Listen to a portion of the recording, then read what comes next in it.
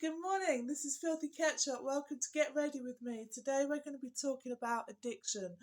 Most of us have either had a problem with addiction or we know somebody who's got a problem with addiction.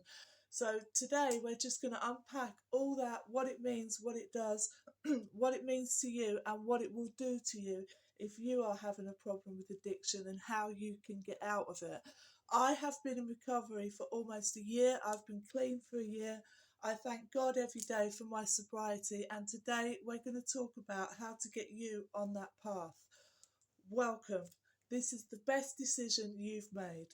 Welcome to my channel. My name's Filthy Ketchup. Let's get started. Now, I was a heroin addict for 25 years, so I know what I'm talking about. Addiction, especially opiate addiction, will absolutely destroy you. It destroys your body, it destroys the community, it destroys your family. It's very hard to come back from that, but there is things you can do. Now, let me state my position clearly. I am in favour of treatment. I don't believe treating it as a legal problem is a solution. I believe it should be treated as a public health problem. It's a health problem. There is no need to punish addicts. The thing is, what you have to understand is that addicts are treating trauma. We're just going in with primer here. I'm using the Rimmel Matte Primer. The thing we have to understand about addiction is it's caused by pain. It's caused by pain and trauma. All addicts are self-medicating some kind of pain and trauma. And to punish somebody who's already suffering is cruel, and it's against their human rights. We know that back in the 80s, Nixon, Reagan and Thatcher deliberately went down the prohibition route because it was profitable and they had political benefits for them. And that's kind of where it all started in the late 70s and 80s when everything was heavily criminalised. And of course, when things are heavily criminalised and there's a lot of prohibition, the people that benefit are the dealers, corrupt police, corrupt politicians, and anyone who's making money from the black market. I can tell you one thing right now. The last thing a drug dealer wants is legalisation and treatment. They don't want that. They want things to be as illegal as possible so that they can benefit from it. So this is something to remember. If you go down the treatment route and rehabilitate people, that actually works.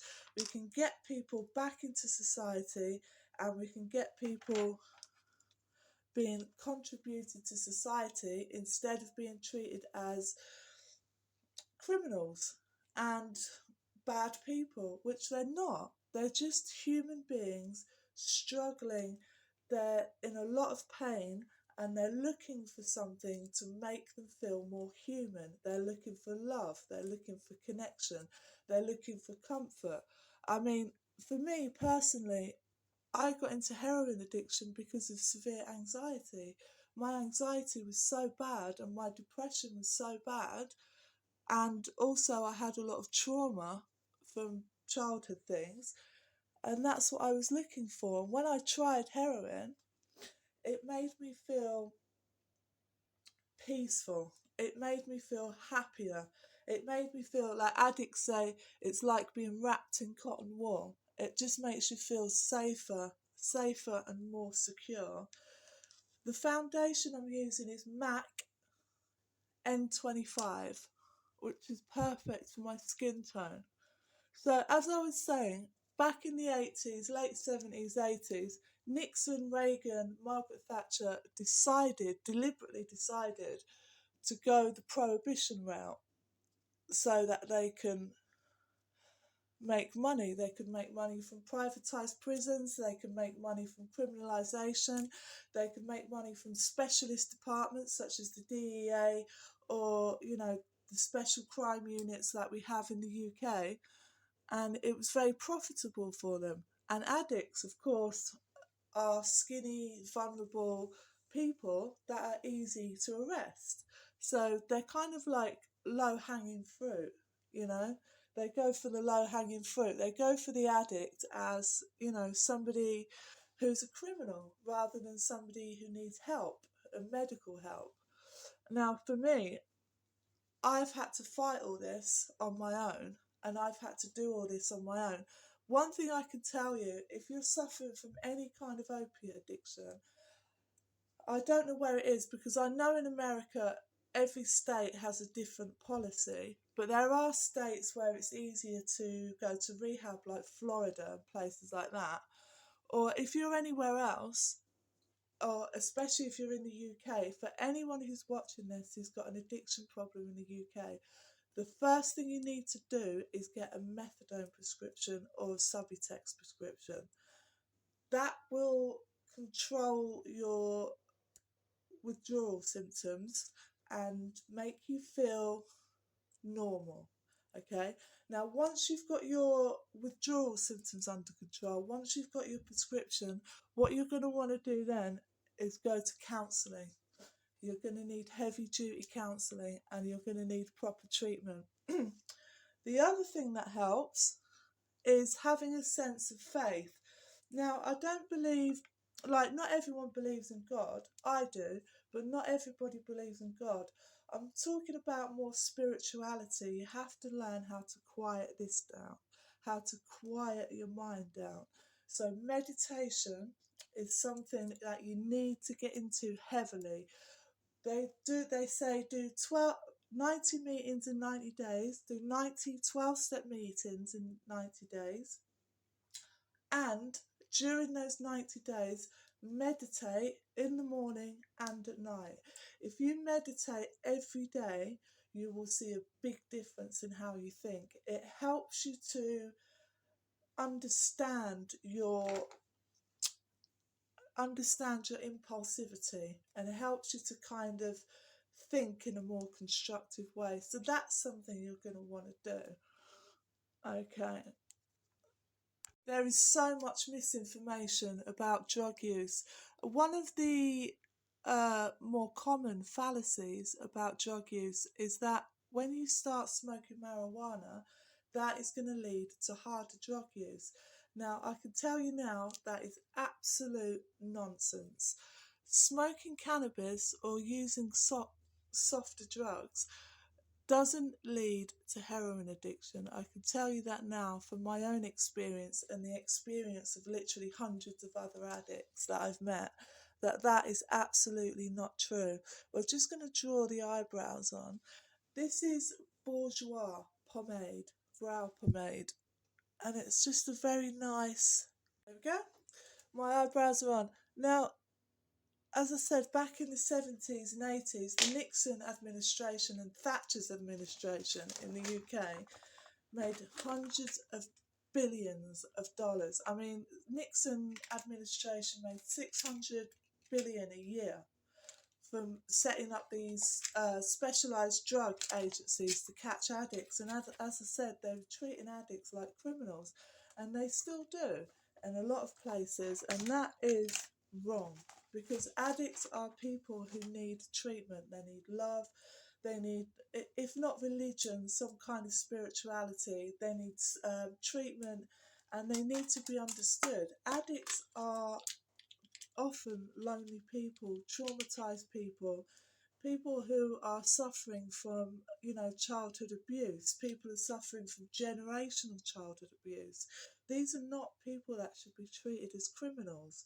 And with in the UK, the new passing of the Police and Crime Act, the Parliamentary Police and Crime Act, it's very, very worrying, because I can see that they can use this to harass people, and it's just, it's so wrong. I mean, in the UK, in Brighton, where I come from, they had a programme where they were giving addicts a shot of diamorphine 3 times a day. Now, when they did that, the addicts would go to the clinic and they would get a shot of diamorphine, come back, get a shot of diamorphine in the evening. Now, their drug use plummeted. Acquisitive crime, property-based crime, almost disappeared overnight. They knew it worked, but under the Conservative government, the budgeting was taken back. So I'm just very, very worried now that they're going to go back to treating addicts as criminals, because of course they're not. And as I said, one thing I can tell you is the drug dealers do not want legalisation and treatment. Drug dealers do not want that. They want things to be as illegal as possible so that they can make the most money out of it. The more illegal something is, the more they profit by it. But what complicates the situation is corruption. For my eyeshadow, I'm using number 7 in the nude palette, and it's got some fantastic nude colours in there. I got you some Savers in George Street in Hove, or you can find it online. Not sponsored. Okay, so what complicates the situation is corruption. Corruption in the police, corruption in politics, corruption everywhere, because of course drugs make a lot of money, and where there's a lot of money you will find corruption. You don't need to be an economist, you don't need to have a high education to know that where there is demand there is supply. So you've got demand and you've got supply, and of course the people that suffer for that are the addicts, the skinny, vulnerable, homeless addicts, and that addict's family, who are too scared to pick up the phone, who are too scared to answer the door in case somebody brings them news that, something terrible has happened to their child. So you have to, if your priority is protecting society, then surely treatment is the right way to go. I mean, in the UK, methadone administration and distribution generates 300 million in profit for the state government. Now, if you've got that much profit, surely you can put that into treatment, like proper treatment. There are two things we need: affordable housing and proper treatment, because that will actually help to do something about addiction, rather than just perpetuating this myth that addicts are just bad people. Everybody knows everybody knows an addict. Everybody knows someone who's had a problem with addiction. A lot of people watching this will have had problems with addiction, so you know that what I'm saying makes sense. We have to really get this across to people, that we have to make a distinction between criminals and victims, and addicts are victims. Even if they're, selling a little bit to support their habit or whatever, a lot of times they're being taken advantage of by people. Their homes are being taken over. Dealers, and let me get the tea. Oh, I'm British, so we like a nice cup of tea. Now, what we need to do, oh yes, that's what I was saying.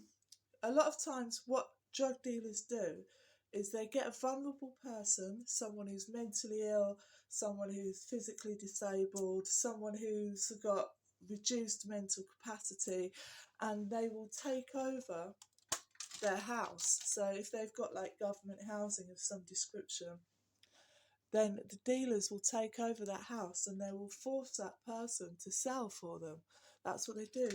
Dealers, they use kids, they use disabled people, they use anyone they can get their hands on. Now think of the trauma that kind of abuse would engender.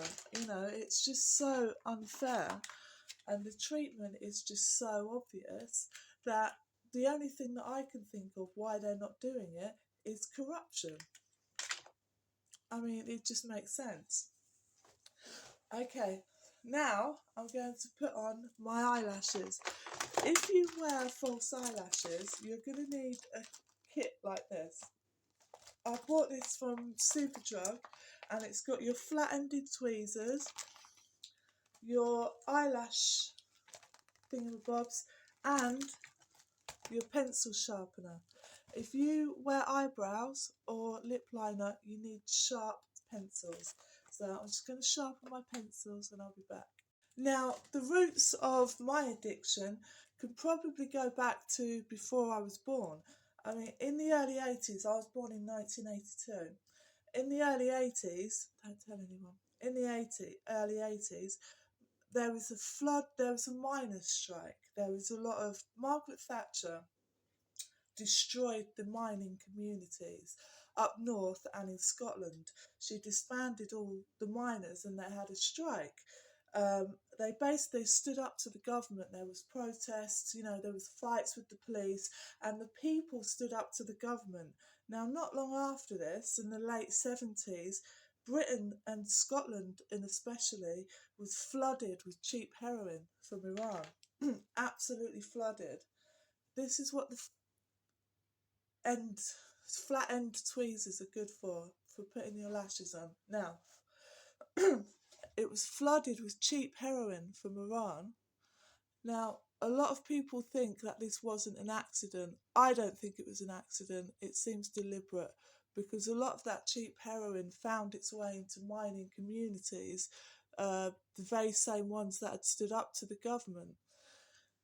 So, of the community that I grew up in, there was a lot of addiction, and heroin addiction, and especially. Now, it takes a couple of seconds to dry, and then you just tweak the corners in. Having long nails is good for this as well. You can do the corners in just like that. Now, in these mining communities, I grew up, well, I was born in Manchester.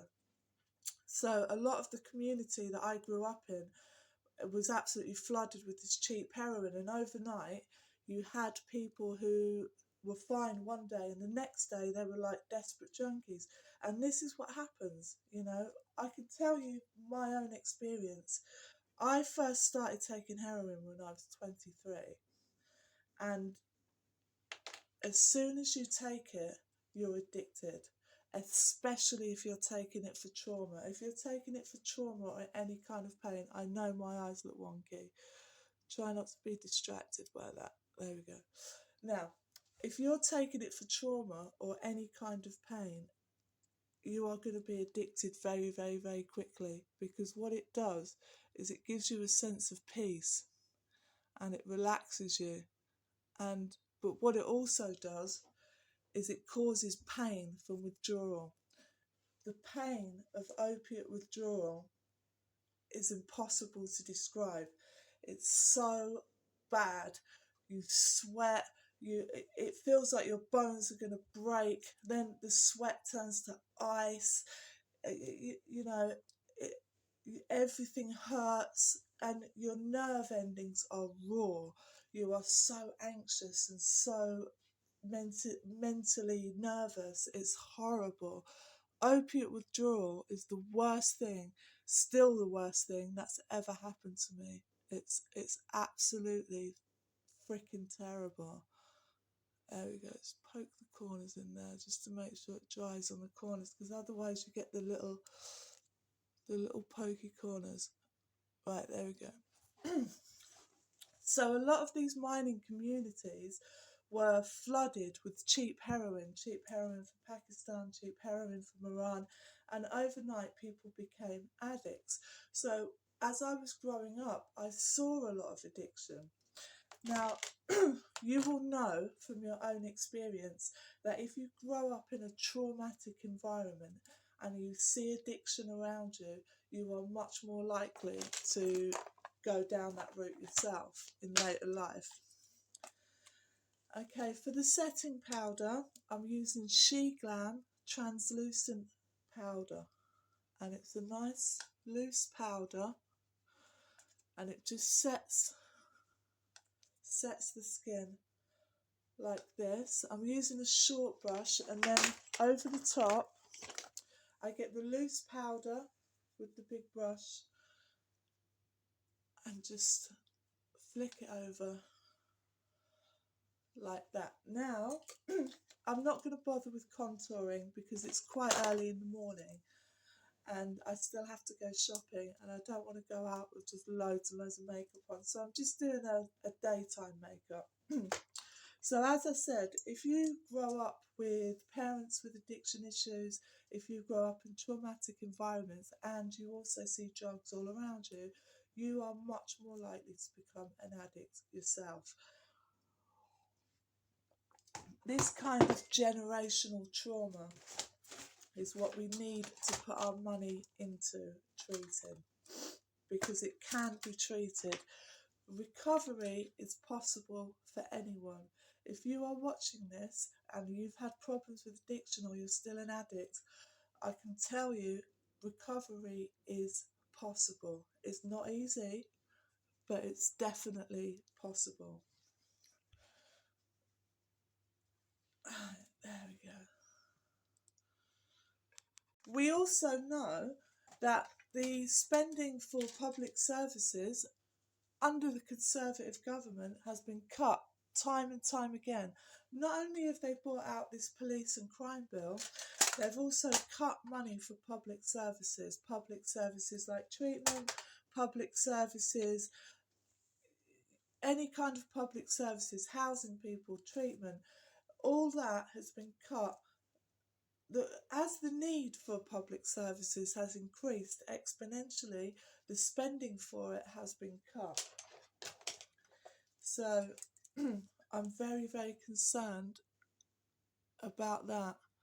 But that doesn't mean that you won't be able to get treatment. You will be able to get treatment. If you want treatment and you're serious about recovery, you will be able to get treatment wherever you are. It's just a question of getting out there and looking for it. I promise you, you will be able to get it. I just need to do my lip liner. Hang on.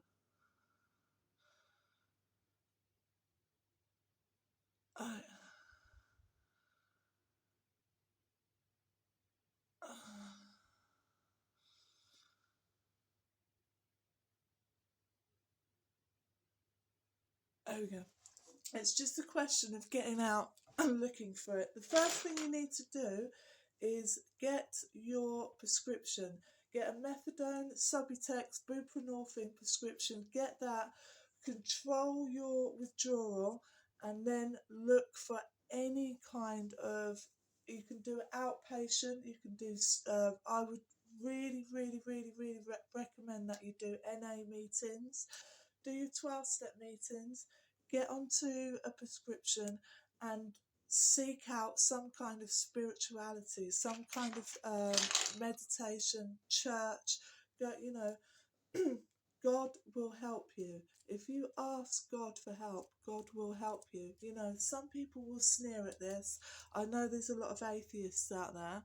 So if you're atheist and you really don't believe that, then just get into meditation. Get into something that will calm your mind down. The calmer your mind is, the calmer you will be. To overcome generational trauma and to overcome addiction is not an easy thing to do. I'm not trying to pretend it's easy. I'm not trying to pretend you'll ask for help and it will all fall into your lap like manna from heaven. That doesn't happen. You get out what you put in. The harder you work on your recovery, the harder it will pay off. I was so wonky, my lip light. I'm so sorry. When you're doing your makeup and talking, it's always going to come out a little bit wonky. There you go.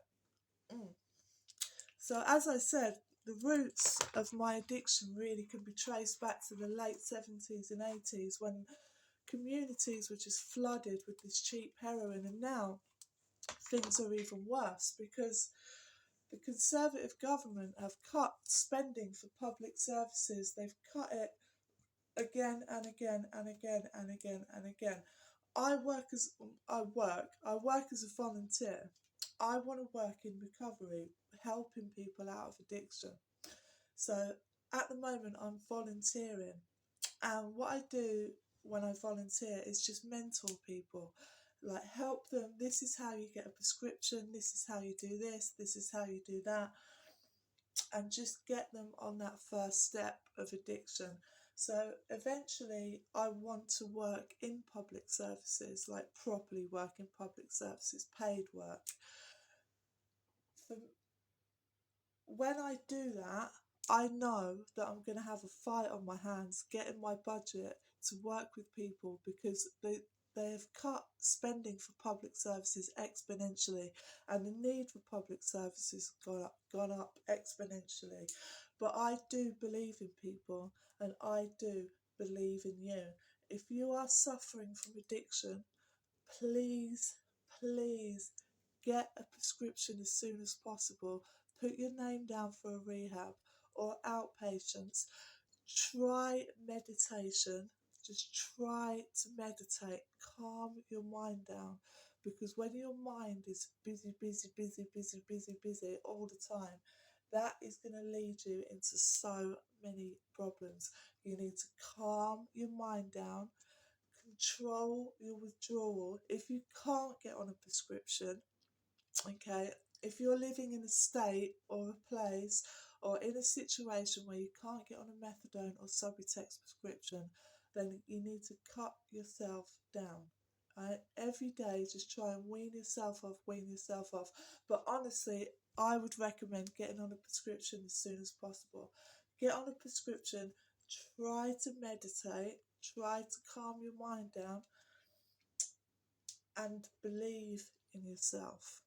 I know it sounds facile, but please believe in yourself.